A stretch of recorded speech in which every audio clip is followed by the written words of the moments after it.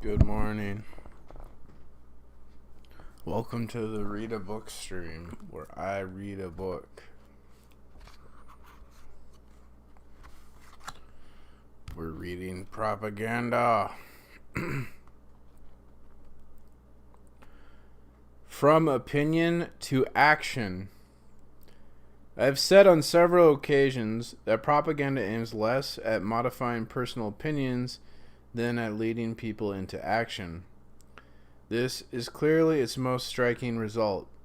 When propaganda intervenes in public opinion, it transforms the public into an acting crowd, or, more precisely, into a participating crowd. Often, propaganda translates itself only into verbal action. This will be examined later. But what matters is that the crowd pass from the state of being mere spectators filled with opinions to the state of participants. Even if a movie-goer is taken with a film, he remains passive. He has a personal opinion of the picture he sees. He will soon participate in public opinion about it, but that remains external. The spectator at a bullfight is in a somewhat different situation. His participation in the killing ritual is sometimes passive, but sometimes active. When he storms into the ring, propaganda goes much further and demands an acceptance that is not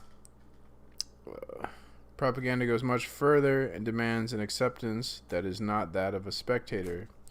It demands his support as a minimum, his active participation as a maximum. Propaganda evidently plays its part where normal, spontaneous development of opinion would not have led to such action, but would only have translated itself into private, non-collective attitudes. Only very rarely does opinion by itself lead to action. The great feat of propaganda is to cause the progression from thought to action artificially. Link for what? On the subject of passive adherence, a last and remarkable example is contained in a pamphlet by the OAS, which states that we do not ask officers to join our ranks, but merely to show no zeal when applying government directions.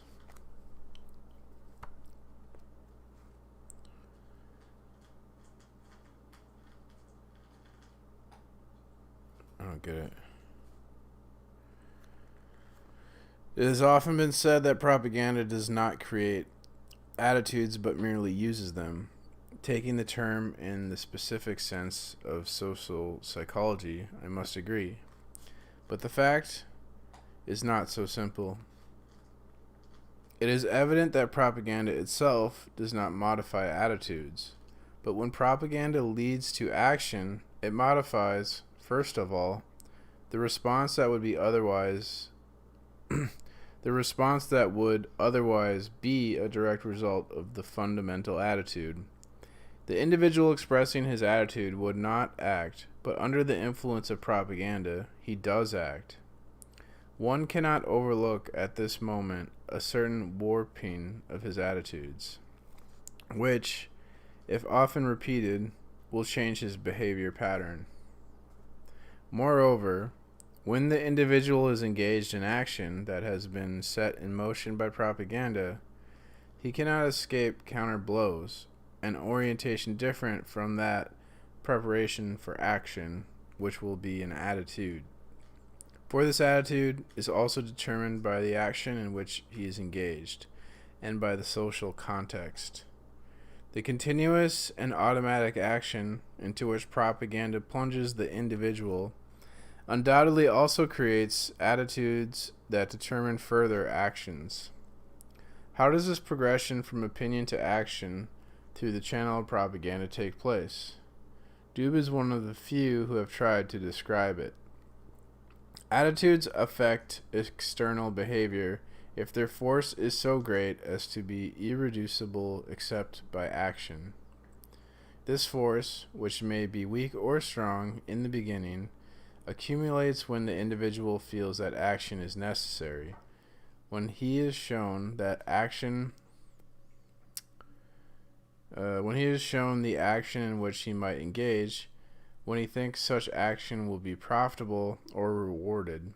In short, the achievement of a prepared response is only the last of a series of preliminary stages, which, though necessary for the final action to take place, do not guarantee that it will.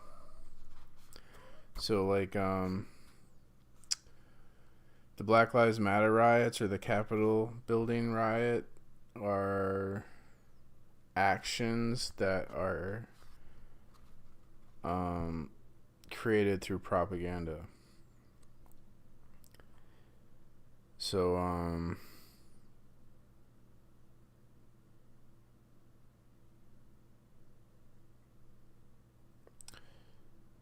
Trump's like speech before the Capitol riot was the last of a series of preliminary stages which guided people to riot.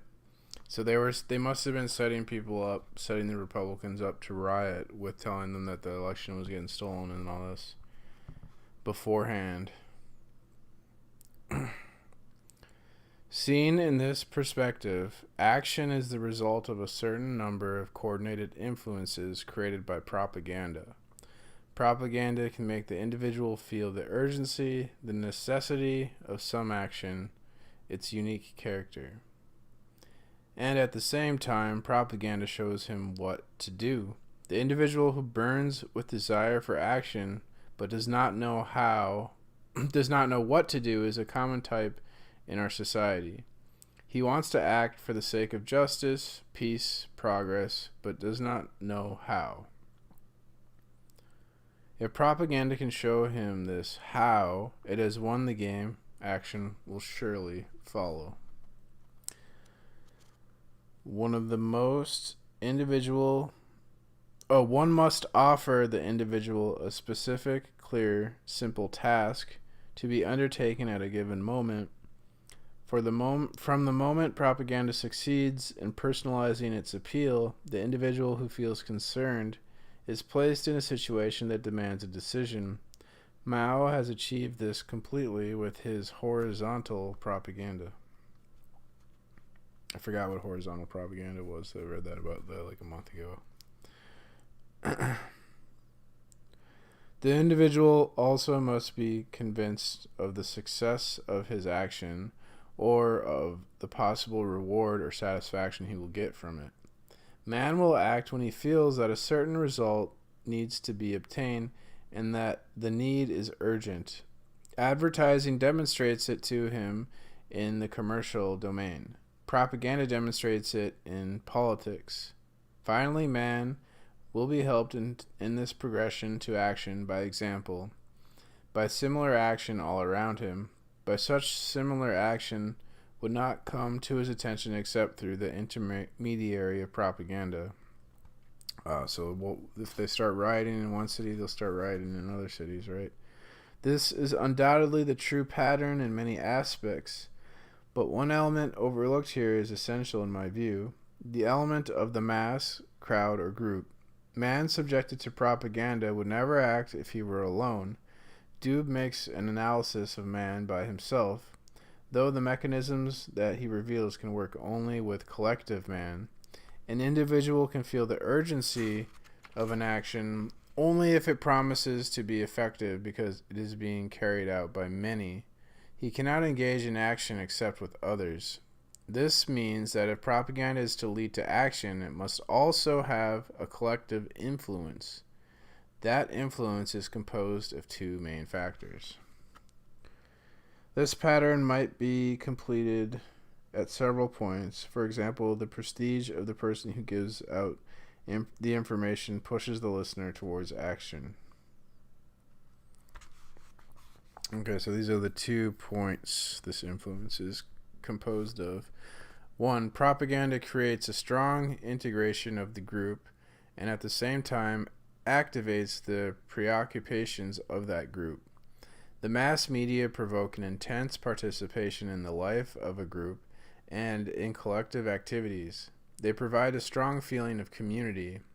In our society, the individual communicates with the group only through the mass media of information. The indispensable psychological contact among members of the group is produced only by these media. For in the mass society, individuals have a tendency to withdraw from each other more and more. Their relationship is only artificial. It is only the product of the information media. Spontaneous relationships change character when they become organized, systematized, deliberate. At this point, personal relationships tend to create unanimity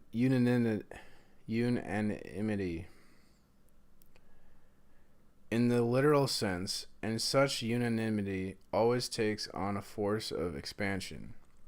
When the group acquires a certain uniformity, it inevitably experiences the need for proceeding to action. At that moment, the psychological contact, the communication are creating not merely a feeling of communion, but of communal truth. If such truth dealt with eternal varieties, if such truth dealt with eternal varieties, it would not push the group into action.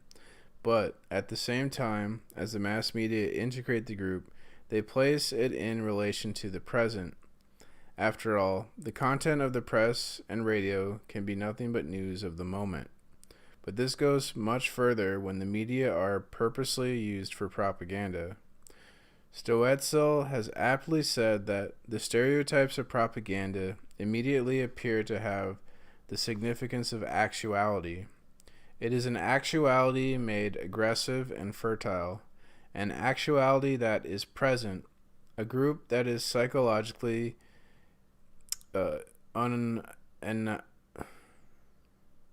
unanimous,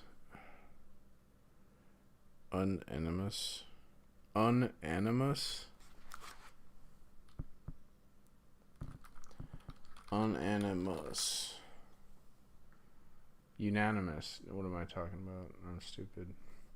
Jesus Christ. Unanimous.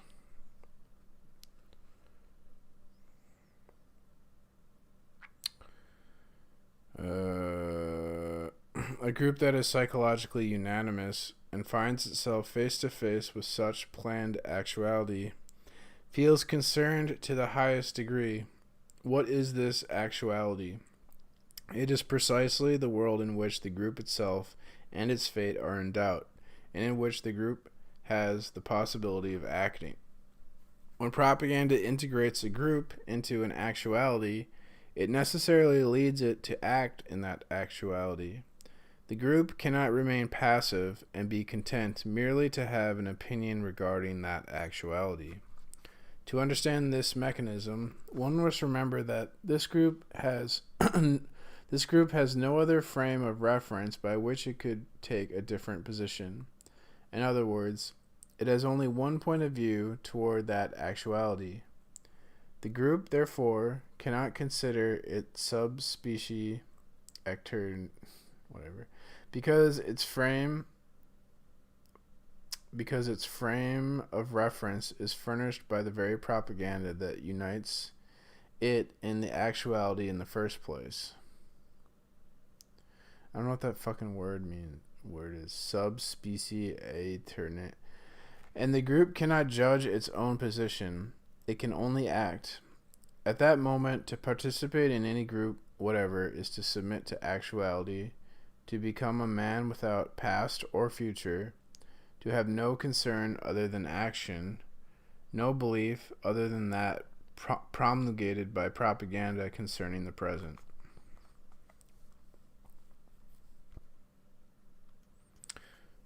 So we shouldn't participate in any groups.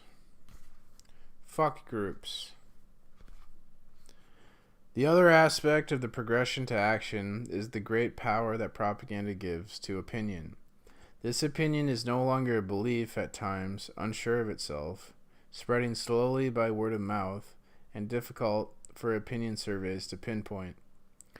It is projected outside itself, meets itself, and hears itself on the screen and the airwaves, invested with power, grandeur, magnificence. Such opinion learns to believe in itself, certain now that it is truth, because it has seen itself revealed and promulgated on all sides by powerful media. Propaganda reveals such public opinion in need of self-expression. One can say, without exaggeration, that propaganda replaces the leader of the group. This is not the banal assertion that propaganda is the instrument of the leader in the group or helps to make a leader. It means that in a group without a leader, but subjected to propaganda, the sociological and psychological effects are the same as if there were a leader. Propaganda is a substitute for him. If we remember the innumerable roles played by the group leader, we can summarize them as Kimball Young does. The leader of a group is the one who first defines a course of action. He is at the same time the man who verbalizes and crystallizes the feelings of the mass. Ultimately, a group subjected to propaganda would not need a leader, but would behave as though it had one. This substitution helps explain the real diminutia of the role of local leaders and the abstract character of a national leader. Even in leadership or some system, the chief is never more than a reflection. He's not the real leader of the group. The Gauleiter, like the people's commissar, is only a surrogate and administrator. These are not group chiefs. The only real leader is the one who does not belong to the group, which is, sociologically speaking, entirely abnormal, but who substitutes for the true leader by propaganda and exists through it. Whence comes the possibility of having a chief present when he is absent. Merely an effigy integrated into the circuit of propagandas suffices. The portraits of Hitler, Stalin, Mao, Roosevelt play an abstract but sufficient role, for the effects that can be expected from the leader's presence are obtained instead by propaganda. The leader is the one who leads his group to action. This is the second element of the progression from opinion to direct action.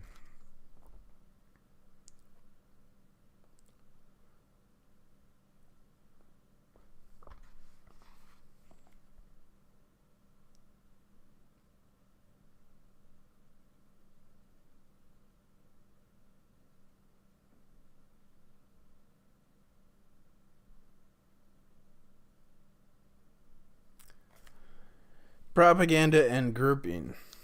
I have selected this rather vague heading because I cannot undertake a complete study of the propaganda effects on the aggregate of all groups and societies. For that I would need a complete theoretical and experimental sociology. Besides, with regard to the propaganda effect, one must distinguish between the groups that make it and the groups that are subjected to it. Often, the two elements are closely related.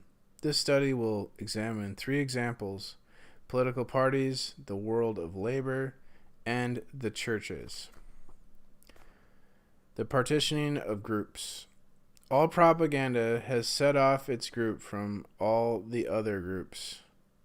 Here we find again the fallacious character of the intellectual communication media, press, radio, which, far from uniting people or bringing them closer together, divide them all the more. So all propaganda has to set off its group from all. Every propaganda sets its group apart from all the other groups. When I talked about public opinion, I stressed that everybody is susceptible to the propaganda of his group. He listens to it and convinces himself of it. He is satisfied with it, but those who belong to another milieu ignore it. According to an IFOP survey, everybody is satisfied with his own propaganda. Similarly, Lazarsfeld, in his survey of radio broadcasts, cites the case of programs designed to acquaint the American public with the value of each of the ethnic minority groups in the American population. The point was to demonstrate the contributions each group was making with the purpose of promoting mutual understanding and tolerance. The survey revealed that each broadcast was listened to by the ethnic group in question.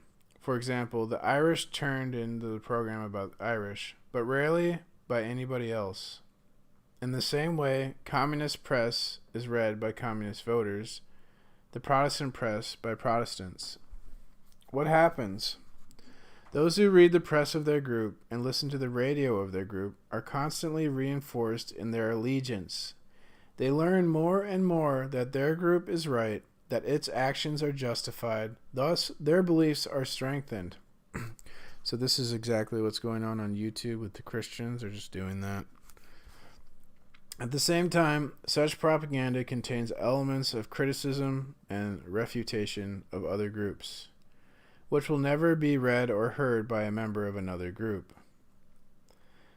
That the communists attacked Badalt's policies with solid arguments had no effect on Badalt's party, for the supporters of Badalt did not read Le Humanité. Right, so if I'm like, hey, this group sucks, and I put out information that exposes how that group sucks, like no one will from that group will read my information. That the bourgeoisie paper Le Figaro will contain valid criticism of and genuine facts about the dictatorship in the Soviet Union will never reach a communist. But this criticism of one's neighbor, which is not heard by that neighbor, is known to those inside the group that expresses it. The anti-communists will be constantly more convinced of the evilness of the communist and vice versa. As a result, people ignore each other more and more. Yeah, people ignore each other more and more. Dude, when I'm talking to like Bruce on his panel on StreamYard, he totally ignores what I say. Like, what's the point of even talking to these people? They just fucking ignore you. That's absolutely true. I want to hear I want to hear things I believe in, and I'm going to ignore anything else. It's pretty much everyone's attitude, and it's ignorant as fuck. So that's why I say you're all stupid, and none of you have proven me wrong. They cease altogether to be open to an exchange of reason, arguments, point of view. Yep. I'm going to read that again. As a result, people ignore each other more and more. They cease altogether to be open to an exchange of reason, arguments, point of view. That describes fucking everyone on YouTube that engages in conversation. There might be open-minded people in the chat that never speak, but usually the people typing in the chat, the people on the YouTube panels, they ignore each other. They're just there to preach. They don't fucking give a fuck what anyone says. This double foray on the part of propaganda, proving the excellence of one's own group and the evilness of the others, produces an increasingly stringent partitioning of our society. This partitioning takes place on different levels: a unionist partitioning, a religious partitioning, a partitioning of political parties or classes. Beyond that, a partitioning of nations, and at the summit, a partitioning of blocks of nations. But this diversity of levels and objectives in no way changes the basic law, according to which the more propaganda there is, the more partitioning there is. For propaganda suppresses conversation. The man opposite is no longer an interlocutor, but an enemy. And to the extent that he rejects that role, the other becomes an unknown whose words can no longer be understood. Thus, we see before our eyes how a world of closed minds establishes itself. A world in which everybody talks to himself, everybody constantly reviews his own certainty about himself and the wrongs done to him by the others. A world in which nobody listens to anybody else. Everybody talks and nobody listens. And the more one talks, the more one isolates oneself, because the more one accuses others and justifies oneself. Oh my fucking god! Does this explain like every one of Smokey's fucking... Holy shit. Oh my god, that is fucking great shit there.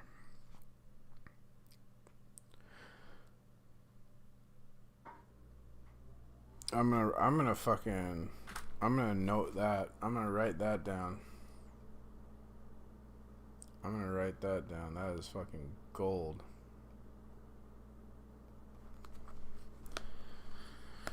That is gold. Okay, here we go.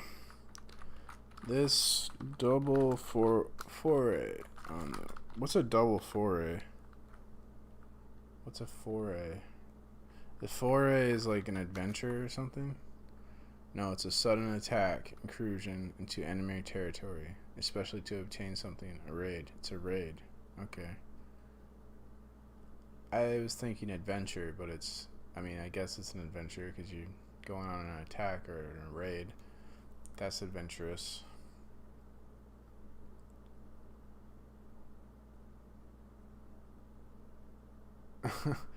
People have no idea what beta... Like, people's concept of alpha and beta is totally fucking alpha or beta. Or wait. People's concept of alpha and what beta are is beta. That's what I meant to say. But that was a joke. But yeah, they don't know what the fuck alpha or beta is. They have no idea. Like, they define a man by like how many chicks he can fuck. Like, that's their idea of a Chad. That's not, or an alpha. That's fucking retarded.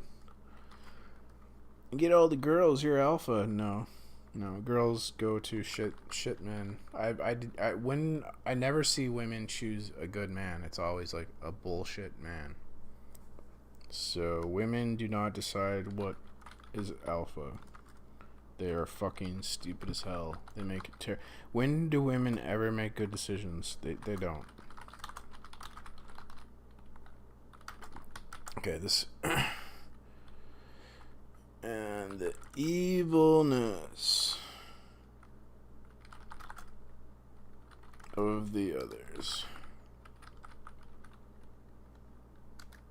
produces an increasingly stringent partitioning. What's that one? Right.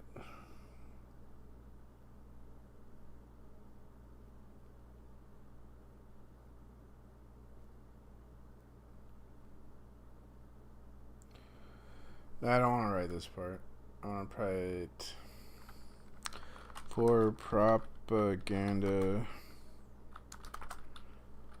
suppresses conversation.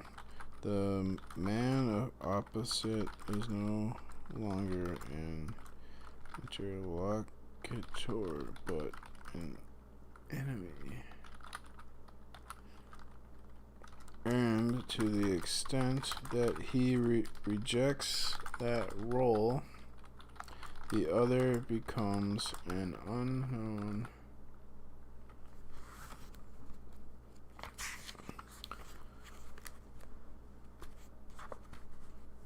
whose words can no longer be understood. Thus, we see before our eyes how a world of closed minds establishes itself.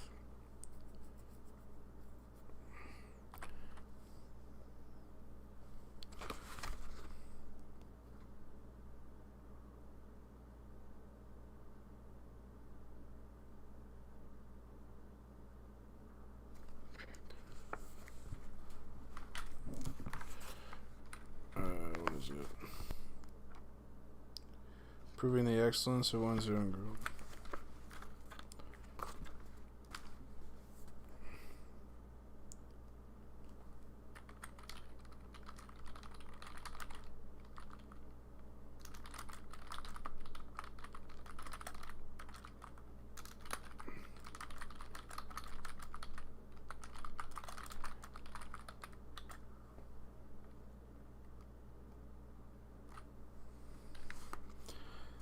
Okay.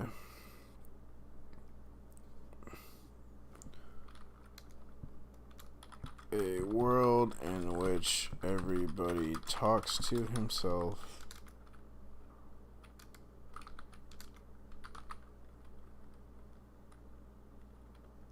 Everybody constantly reviews his own certainty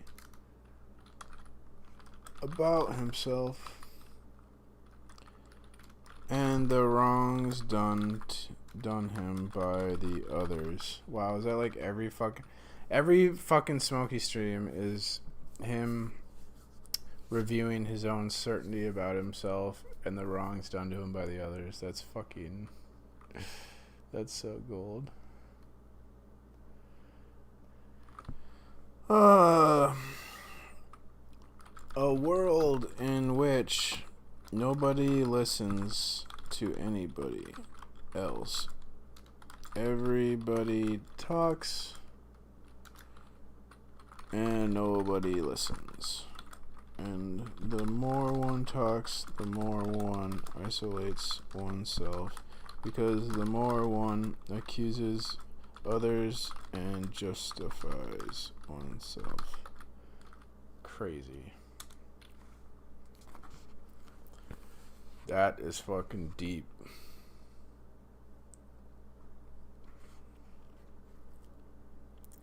Should I read that again? For propaganda suppresses conversation. The man opposite is no longer an interlocutor, but an enemy.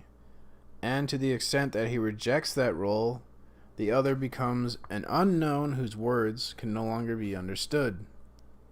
Thus, we see before our eyes how a world of closed minds establish itself. A world in which everybody talks to himself, everybody constantly reviews his own certainty about himself and the wrongs done him by the others. A world in which nobody listens to anybody else, everybody talks and nobody listens. And the more one talks, the more one isolates oneself, because the more one accuses the others and justifies oneself. One must not think, incidentally, that such partitioning is in conflict with the formation of public opinion. Although propaganda partitions society, it affects opinion and transcends the group in which it operates. In the first place, it maintains its effectiveness toward the mass of undecided who do not yet belong to a group. Then, too, it is possible to affect those who belong to a group of a different sort. For example, communist propaganda that will not affect militant socialists might affect Protestants. American propaganda that will not affect Frenchmen in his capacity as a Frenchman might influence him with regard to capitalism or the liberal system.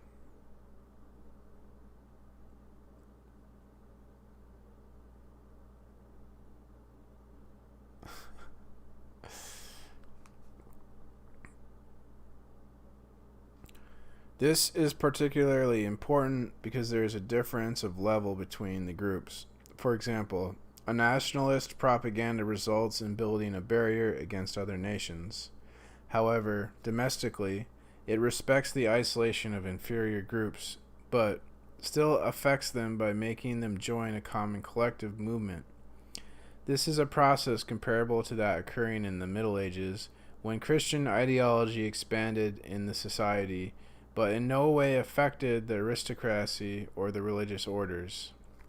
A national propaganda is perfectly effective inside a nation and changes public opinion, whereas party propaganda or religious propaganda is effective on another plane, each having the power to modify public opinion on a certain level and to produce a sociological partitioning on another.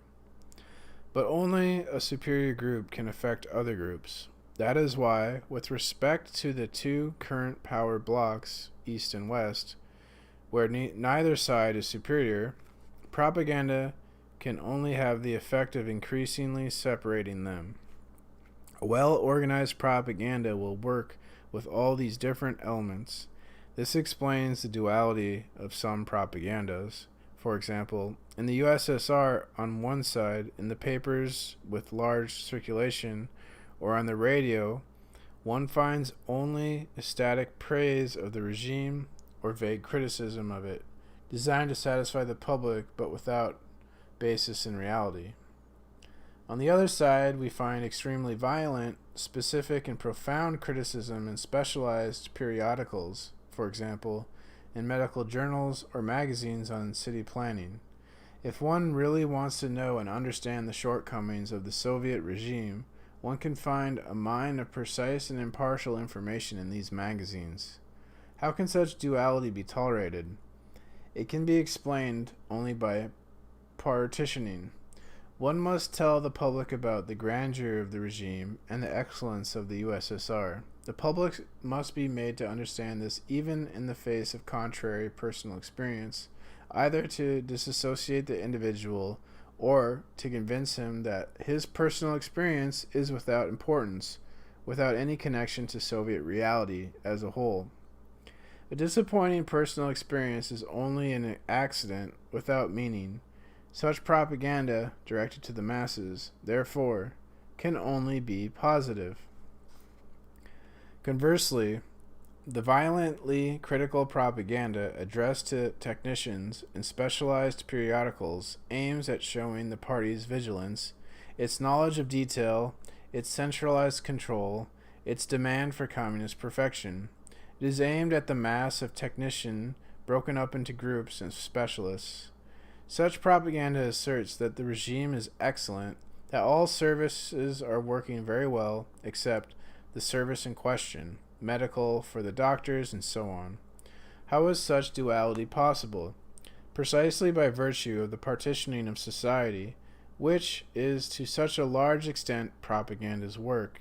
Because one knows that the doctor will not read a magazine on city planning, and because one knows that the public at large will not read any of the specialized journals, and because one knows that the Ukrainians will not read Georgian newspapers, one can, according to necessity, make contradictory assertions in any and all of them. Obviously, this procedure further increases separation, for everyone stops speaking the language of the others. No means of communication remains. Different facts are given to different people, and the basis of judgment are diverse. The orientations are opposites. There is no longer a meeting point within the confines of the same propaganda. For this propaganda, scientifically, not spontaneously as in the case studied earlier, develops dividing lines, establishes psychological separations between groups, and does this all under a common collective cloak of unreality and verbal fiction. And now I'm going to go get some food. So that's cool. We read, that was a pretty cool thing that we read and I wrote down.